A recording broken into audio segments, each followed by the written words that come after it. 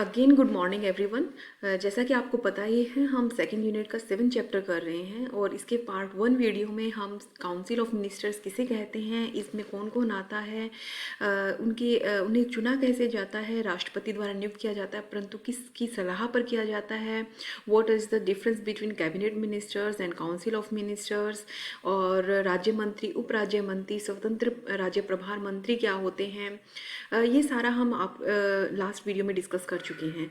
आज important 16 marks का हम क्वेश्चन करने जा रहे हैं जो कि मंत्री परिषद के कार्य एवं शक्तियों के बारे में है, कि मंत्री परिषद जो है वह कौन कौन से कार्य करता है।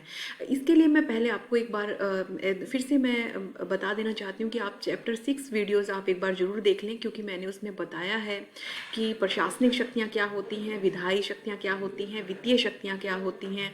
इन सब पावर्स को मैंने डिफरेंट तरीके से बताया है।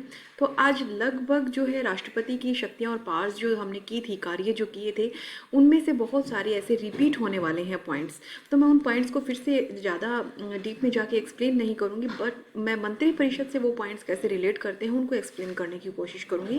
तो सबसे पहले अगर मंत्री परिषद के कार्य या शक्तियों की बात करें, तो यहाँ पर सबसे पहला जो मंत्री परिषद का कार्य आता है वो है फॉर्मेशन ऑफ नेशनल पॉलिसी। आपको जैसे पता ही है, मंत्री परिषद में बहुत सारे मंत्री आते हैं जो प्रधानमंत्री के नेतृत्व में देश की शासन प्रणाली को का काम करते हैं, देश को आगे लेकर जाने का काम करते हैं। तो वास्तविक कार्यपालिका का मुखिया होने के नाते प्रधानमंत्री अपने मंत्री परिषद के साथ जो है राष्ट्रीय नीति का निर्माण करता है। देखिए, जैसे मंत्रिमंडल देश की वास्तविक कार्यपालिका होने के नाते जो निम्नलिखित जो है कार्य कर सकता है। जैसे कि अगर फर्स्ट एग्जांपल लेंगे हम, तो ये है समाज कल्याण के लिए सरकार कार्य निश्चित करता है। समाज कल्याण कैसे हो इसके बारे में सुनिश्चित करता है। देश में शांति किस प्रकार से लाई जा सकती है इसके बारे में सुनिश्चित किया जाता है। देश में राजनीतिक, सामाजिक, आर्थिक सुधार कैसे हो इसको लेकर जो नीतियां हैं वो बनाने का काम मंत्रिपरिषद प्रधानमंत्री के साथ मिलकर करती है। विदेशों के साथ कैसे संबंध स्थापित करने हैं, जैसा कि आपको पता है मंत्रिपरिषद में विदेश मंत्री भी होता है, तो वो प्रधानमंत्री के साथ मिलकर और मंत्री परिषद के साथ मिलकर ये सुनिश्चित करता है कि विदेशों के साथ संबंध कैसे हो, शांतिपूर्ण युद्ध की स्थितियों में किस प्रकार के कदम उठाए जाए, शांतिपूर्ण स्थितियों में कैसे कदम उठाए जाएं, विदेशों के साथ कैसे किस प्रकार से संबंध होने चाहिए, देश को अन्य देशों के साथ किस प्रकार की नीति का अनुपालन करना चाहिए, दूसरे देशों से कैसे संधि और समझौते करने चाहिए जिससे देश का जो है आर्थिक, सामाजिक, राजनीतिक उत्थान हो, रणनीतिक उत्थान हो। इस देश की सर्वोच्च कार्यपालिका होने के नाते मंत्रिमंडल को यह निर्णय करना होता है कि देश तथा विदेश में उत्पन्न होने वाले प्रत्येक वर्तमान समस्या को कैसे निपटा जाए। तो ये फॉर्मेशन ऑफ नेशनल पॉलिसी में आ जाता है। फिर हम आते हैं प्रशासनिक कार्य। मैं आपको प्रेसिडेंट में ऑलरेडी एक्सप्लेन कर चुकी हूँ कि प्रशासनिक कार्य कौन कौन से होते हैं।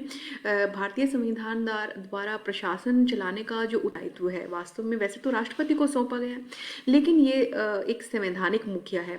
वास्तविकता में सभी जो कार्यपालिका शक्ति या प्रशासन चलाने की शक्ति जो है वो मंत्रिमंडल के हाथों में होती है, या यूँ कहे कि मंत्री परिषद का अंग है मंत्रिमंडल, तो उसके हाथों में होती है। इसके जितने भी मंत्रीगण हैं उनके पास वो विभागों के अध्यक्ष होते हैं, महत्वपूर्ण विभाग होते हैं, जैसे रक्षा मंत्रालय है, विदेश मंत्रालय है, वित्त मंत्रालय है, गृह मंत्रालय, बहुत सारे इंपॉर्टेंट मंत्रालय होते हैं।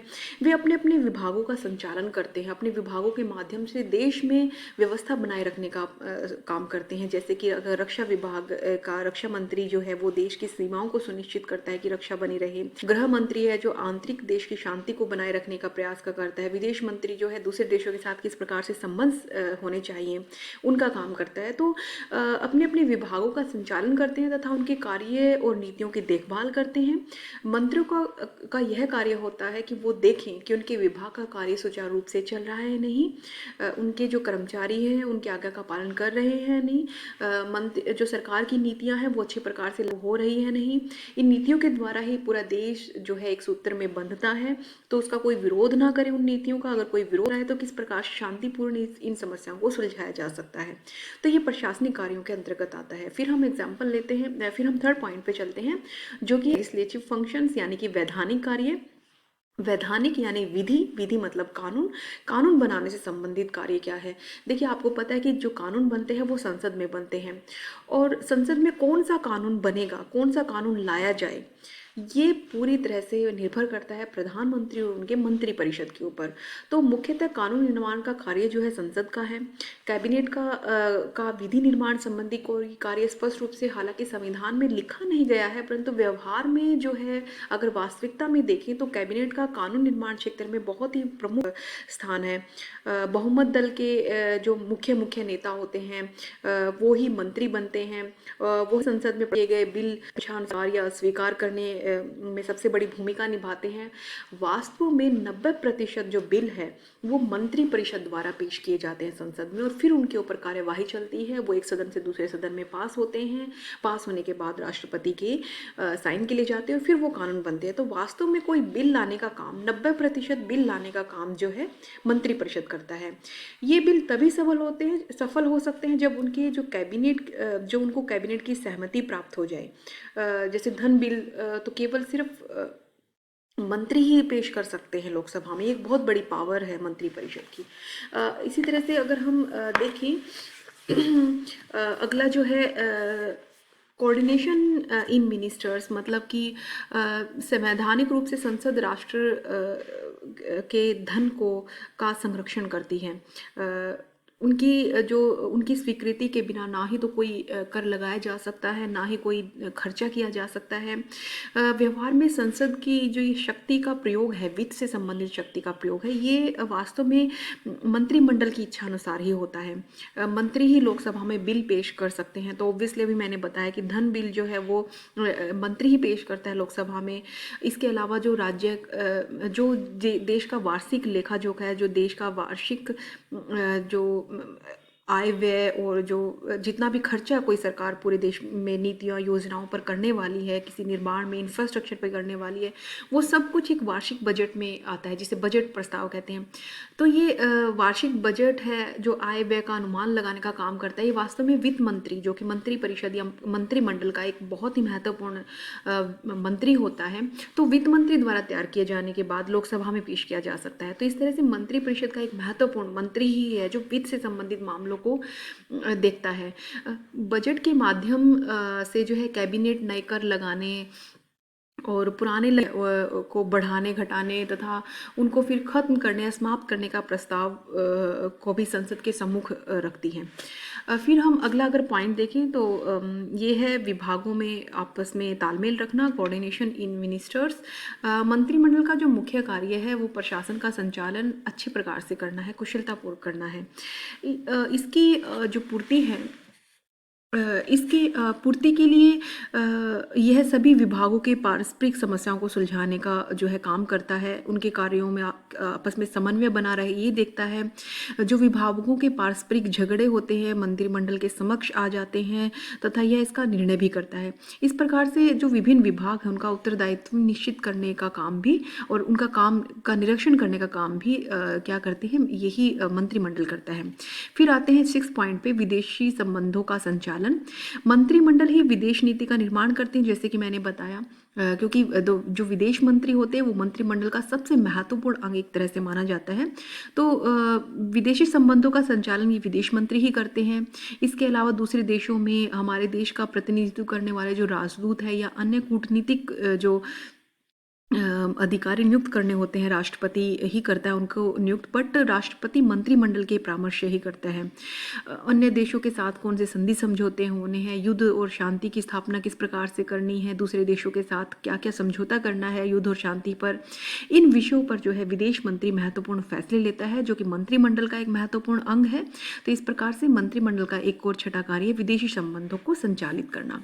फिर है नियुक्तियों पर नियंत्रण। बहुत सारी ऐसी नियुक्तियां हैं देश को चलाने के लिए, जैसे कि बहुत सारी नियुक्तियों का, जैसे कि आप राष्ट्रपति वाले पॉइंट में पढ़ चुके हो कि राष्ट्रपति बहुत सारे अपॉइंटमेंट्स करता है, जैसे कि राज्यों में राज्यपाल की नियुक्ति करता है, राजदूतों की नियुक्ति करता है, अटॉर्नी जनरल की नियुक्ति करता है, वित्त आयोग, लोक सेवा आयोग, चुनाव आयोग, राष्ट्रीय मानवाधिकार आयोग, राष्ट्रीय महिला आयोग, सर्वोच्च एवं उच्च न्यायालयों के न्यायाधीश जो हैं, अल्पसंख्यकों के लिए राष्ट्रीय आयोग है, इन सभी के अध्यक्षों और सदस्यों की नियुक्ति जो है वो राष्ट्रपति द्वारा की जाती है।